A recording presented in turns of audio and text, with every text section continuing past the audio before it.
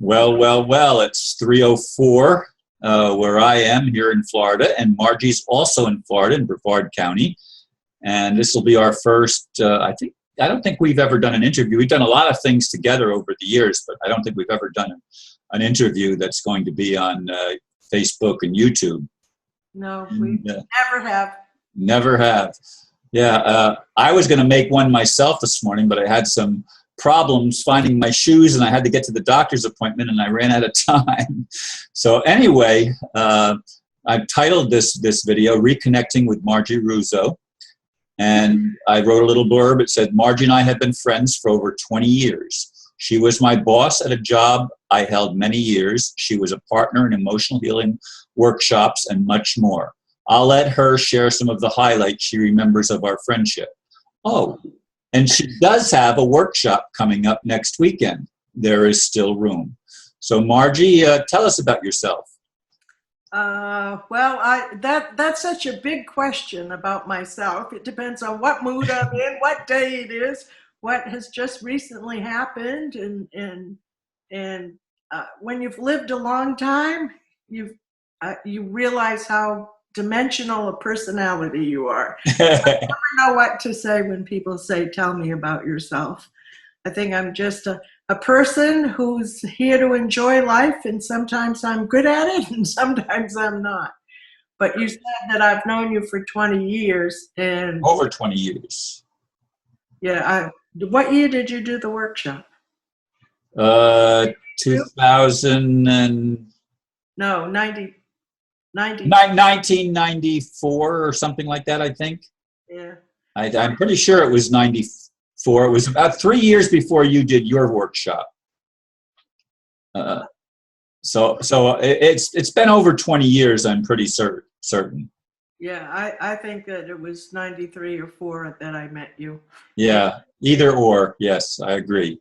And I just remembered being so impressed with what a huge heart you had and how committed you were to finding the truth.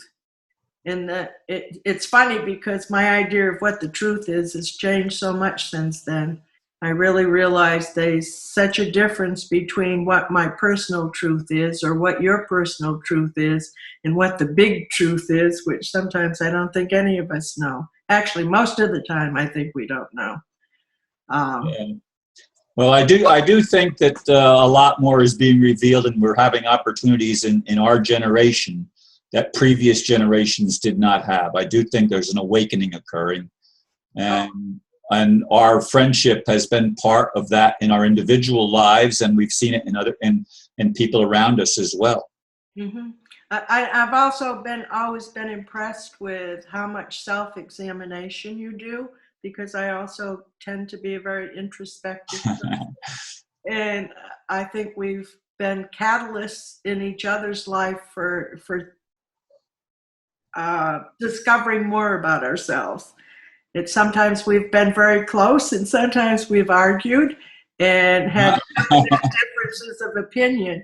But I believe that we've always known that we share love. I think we've always known that, even when we've been annoyed with each other. We haven't been annoyed all that often, but it has occurred. Yes, this is true. The workshops that's where we met. Talk a little bit about the workshops and the role that they've played in your life. Well, it's for years I thought all my mental and emotional problems were about poverty. And then I finally made enough money that I realized it had nothing to do with poverty, and went on this search for what's wrong with me.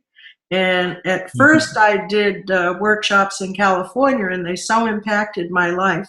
I used to tell people it's like 3 years of therapy in a weekend. But I even see how the workshops have evolved in what I believe, even in the things that I do in them, how they're conducted. In fact, I have a workshop coming up this coming weekend, and I'm kind of I don't even know what's going to happen in it, because I've had some new information come to me that has changed things that I used to tell people I don't believe anymore because I had a new experience. So I go, oh, this is going to be a really interesting workshop.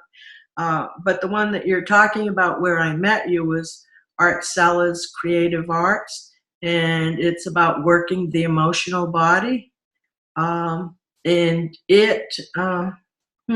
we used to say, introduce ourselves and tell people when we did our workshop and what we got out of it.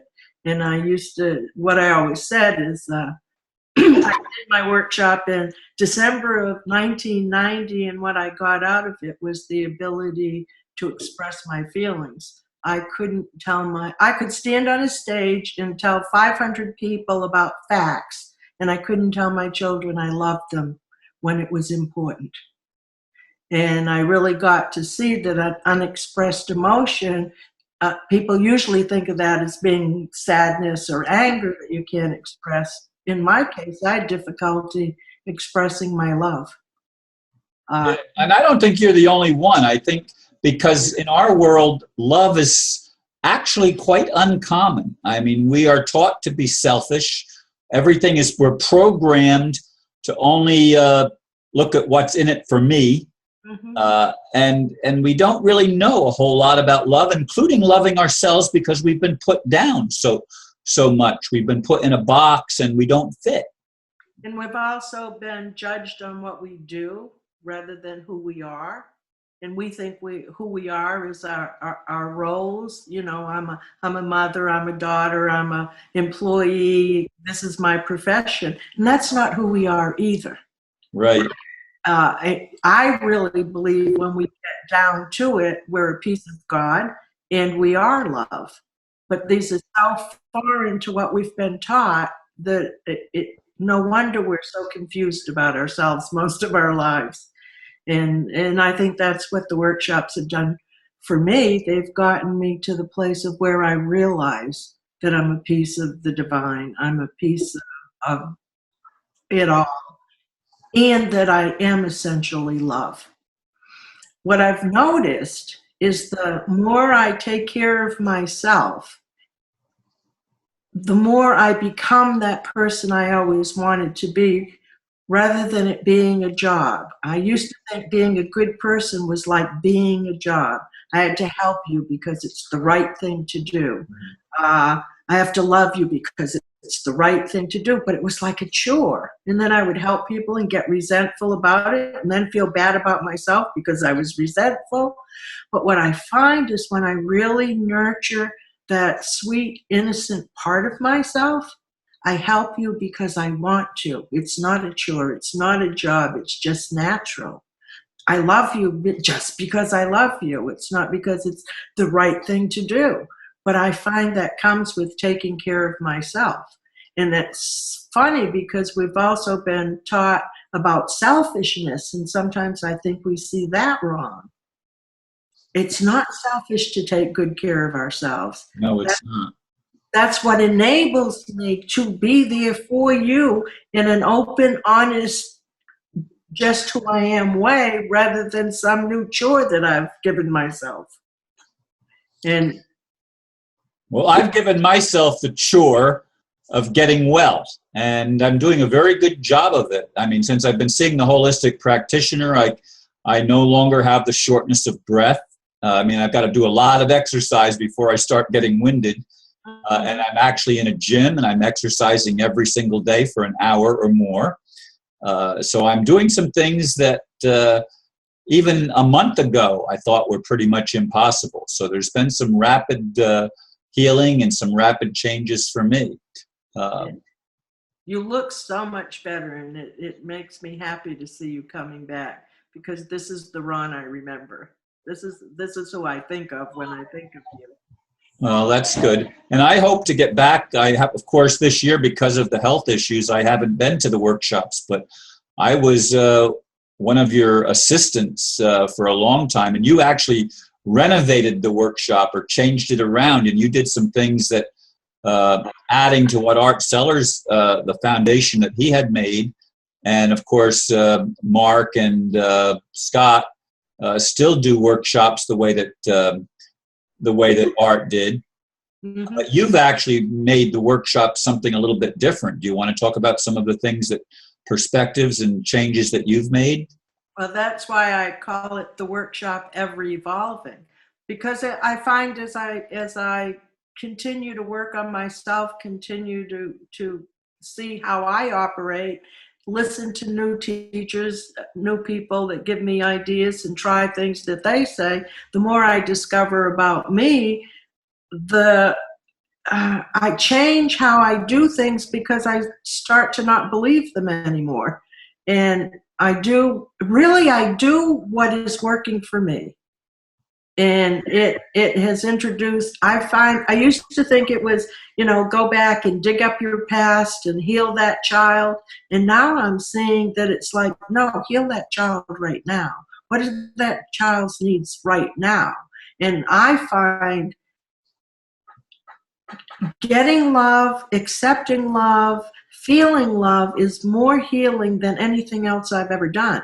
So I try to do things that help people know that they're loved, feel love in a way that they never have. That unconditional love, where we're not judged and we can say whatever we need to say and nobody's going to think less of us. Because really, we all have dark thoughts. We've all done things that we're ashamed of. And, but I don't think that's who we are. I think that's who we were trained in our fear, trying to take care of ourselves. We learn how to manipulate, but that doesn't get us the closeness that we want. So I've done a lot of, I do things to try and just open people's hearts, help people to be able to say whatever they need to say, and just support each other. Well, I do know that you consolidated the workshop so that what art sellers used to do in 3 days, you do in 2. And the third day, you've totally, I don't know, I haven't been there the last 6 months or so, however long it's been. But I know Sundays are completely different than what they were when Art Sellers was leading the workshops. Well, I try to on Sundays. It's like we do whatever we need to do to get present and whatever's standing in our way, whatever issues are going on that isn't allowing us to be present with other people. We try and get those out of the way Friday night and Saturday and have some expression exercises so we can learn how to speak up for ourselves, whether it be in anger or in love. Neither one matter. And then on Sunday, I feel like we've cleared all that out, and now it's like just trying to fill us up with love, get us comfortable with love. What I'm also noticing is how uncomfortable we are being intimate. And so we play with that, and it's not about fixing anybody. I think everybody has their own answers, and they're inside of each of us. And it's more kind of clearing a path so we can see inside of ourselves to see what's right for us. Because I think that we are ultimately good beings. I think that we're ultimately loving. And if we clear away everything that stands in the way of that, then we do love each other. And I also think we still have a long way to go. Mm-hmm. That makes me a little sad because I too, like you, have often dreamed of this utopian world. But the nice thing is I do see it getting better. And I do think the internet has been a wonderful gift. And I do see transparency beginning. Yeah, and I get the privilege of working with people all over the world, the ambassador, and then before that, Mr. Sino, and I was part of the Australian delegation of Mr. Sino's movement, or whatever you want to call that. And we had people that were part of the American delegation that were from Europe. And you know, I liked the fact that they didn't label us with where we came from only. Right. Generally, most of the people in the Australian delegation were from Australia, but not all of them. And, you know, there were examples of that, because we're getting to know each other better, and we're getting to realize that the world is actually one thing. It looks like it's more than one thing, but really it's about waking up. It's about remembering who we are. And I see that happening. Yeah, I one time heard an interviewer ask Tom Cruise how he felt about having he adopted a child from a different race, and he said, "How does it feel having a son who's of a different race?" And he went, "What are you talking about? We're the same race. We're the human race." And that just made so much sense to me. And I've had problems with patriotism because I think patriotism gets in our way so much. I'm kind of like John Lennon. I wish we'd get rid of all the borders and all the boundaries. And Imagine. yes, because That it was the does. song. Yeah. We use so many things to separate us. And but I've been raised to be competitive as well, and I notice my competitive nature. And boy, we have to learn a lot about cooperation and accepting people where they are.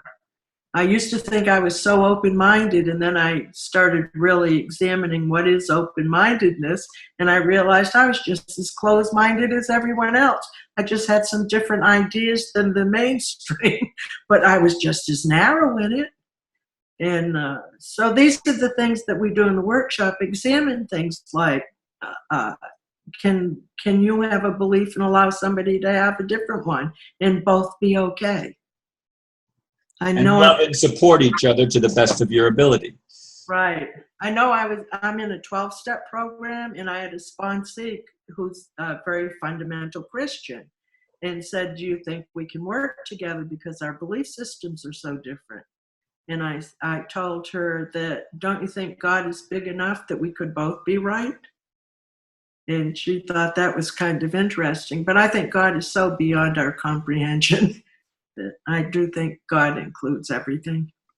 Yeah, I do too. God is not a religion.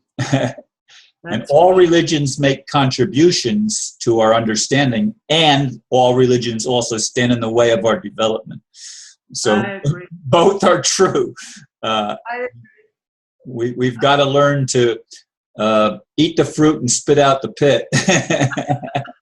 no, I think all the religions teach love, but for me, they've never taught me how to do it. And they have all kinds of things that seem to be contradictory for inclusion and loving everyone. There seems to be an awful lot of separateness. And a lot of exclusion. You know, you're not welcome here.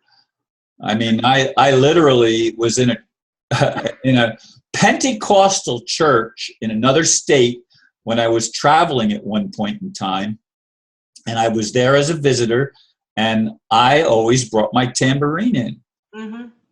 Well, I wasn't part of the church. They asked me to leave Wow. because I did not have the right to play my tambourine in their church, even though other people were playing tambourines. It's Yeah. not like they were against tambourines. They were against strangers playing tambourines.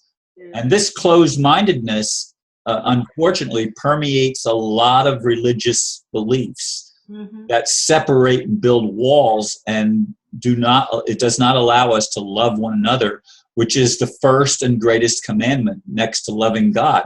And we can only love God as we love others. Right. Well, to get off the topic of religion, because we could talk about that forever, I was Oh, also yeah. thinking about how we separate, how we teach our children to be afraid of everything, that they're to be afraid of strangers, instead of teaching them about it's okay to uh, understand their own intuition, because we have a warning system inside when we're not safe, but we're taught to be such thinkers and to so ignore our feelings that we don't know when somebody's unsafe. Well, we did something in the workshop that demonstrated that as far as blindfolding. Do you want to describe the exercise that we did that Art taught us about that very subject? Uh, Not really, only because it's not one I do, because it's not one that would have worked on me when I was very shut down. I see it work on other people, but I was so heady. I was such an intellectual. I thought all the answers I found in my head, and I was so shut down that one wouldn't have worked with me. It worked with people who are already in touch with a little bit of their intuition.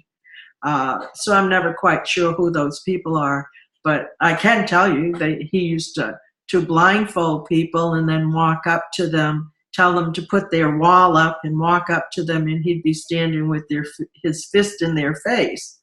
And then he would do it again, and he'd say, okay, now I want you to open up that trust center, which is your third chakra in your solar plexus. Really just open that up, he said. And then now tell me when you feel unsafe. And he'd start walking towards them with a knife. And people would say, okay, stop, I feel unsafe. And he'd be 10, 12, 15 feet away from them. Yeah, when we saw that happen month after month in many workshops. There's 2 levels of workshops. Do you? No, actually, now I do 3. Tell us about that. I've never been to the 3rd level, have I? No, we've only done 2 of those. Okay. I think we've only done 1. We've only done 1. We just did one last month. And truthfully, I don't know that there's a lot of difference between 2 and 3, other than that people who do 3 are really committed to their own self-discovery, their own opening, their own willing to look at ideas and try on new ideas and learn how to use their ego to their benefit rather than against themselves or somebody else. And so that allows us just to go deeper. A lot of times people who have done 2 are still kind of new to this self-examination, this self-contemplation. And so they're afraid to go as deep, and by deep, I mean being really authentic, saying things that we might be afraid to say because you might not like me or that'll embarrass me. And we go through nobody died of embarrassment. And when you say something that you think is going to shame you or embarrass you, it's funny, everybody in the room goes, oh, I can relate to that. I've had that feeling, or I've had that thought.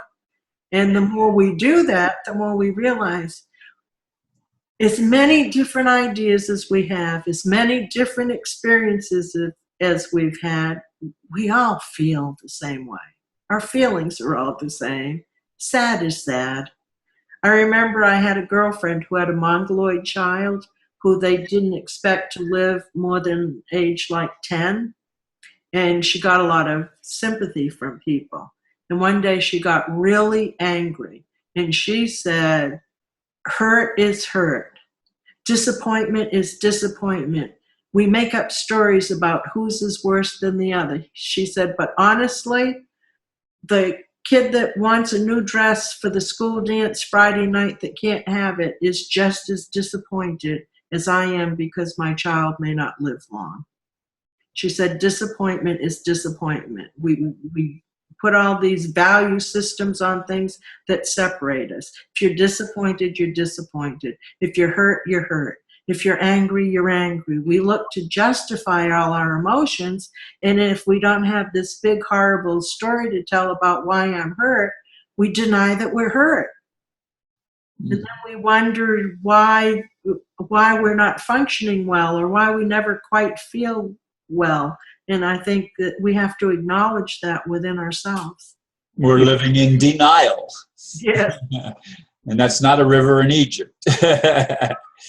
Go ahead. Do you have something else? Go ahead. No, I was going to say, that's just what we do. I just say the workshop is just an opportunity to devote 3 days to self-discovery. And in that discovery, you'll find you're magnificent. I know every workshop I've ever done, especially at the beginning, I would go in thinking I was going to find some horrible thing about myself. And I would come out feeling really, really good about myself. But not in that conceited ego way, but in that just accepting, loving way. And when I'm accepting and loving of me, I am automatically accepting and loving of you. It's not a job I have to do. So I love it. I love the connection. I love me. I love knowing people on a deep level. And I really just love loving people. Yeah. Well, I can vouch for that, and I look forward to the time when I can start getting involved again in the workshops. It's been an uphill struggle for me this year, but I'm winning the struggle. Well, we have missed your loving presence. Yes, thank you very much. And we'll do some more conversations, and I do hope that maybe one or two people might be inspired by this little communication and say, hey, tell me more about the workshop. And if they contact me and don't know how to get in touch with you, even though I'm going to probably, I'll put your website. Yeah, that's what I can do. I can put your website link on the blurb so that people have it. But if they contact me and want to get in touch with you or something like that, I'll work with that too. So anyway, Margie, thank you for taking the time to have our first video conversation. We've had many conversations, but I don't think we've done it on camera before. So we haven't. So, I've enjoyed it, especially after I got a little over my nervousness. I realize sometimes when I want to talk, I find I'm challenged in the language department. I can never remember the word I want to say, but I've enjoyed the talk. Thank you very much. And if you will, send me an email to Paradox Man, my Paradox Man address, and give me the actual, so I don't get it wrong, your web. It's very easy. MargieRuzzo.com. Oh, I thought it was something with the workshop in it. No. MargieRuzzo.com. Yes. That is very easy, Margie. I can remember that. I'm very simple where language is, because I find words can be so confusing. So you want my webpage? It's myname.com. Okay, got it. All right. Well, thank you for taking the time to have this conversation with me, and hopefully in an hour to two. The last one took me over between 1 and 2 hours to get it processed. I mean, it's ridiculous how long it takes to process a conversation. It doesn't take that long when I'm by myself. Right. But anyway, thank you, and look forward to connecting with you again sometime soon. And my inner child is excited to see herself on TV or on the screen.